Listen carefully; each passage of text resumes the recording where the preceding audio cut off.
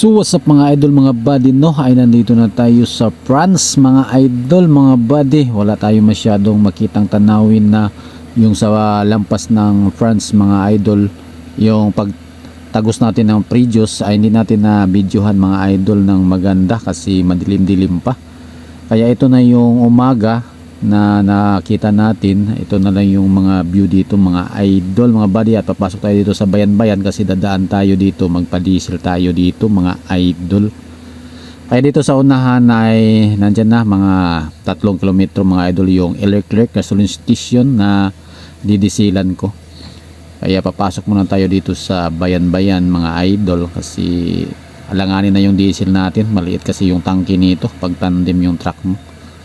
Kaya dito na tayo mga idol, palapit na tayo at traffic naman dito kasi umaga rush hour mga idol, mga buddy. Yan, no? Ito yung mga tanawin dito sa bayan-bayan, kaya ingat na lang sa biyahe mga idol. God bless.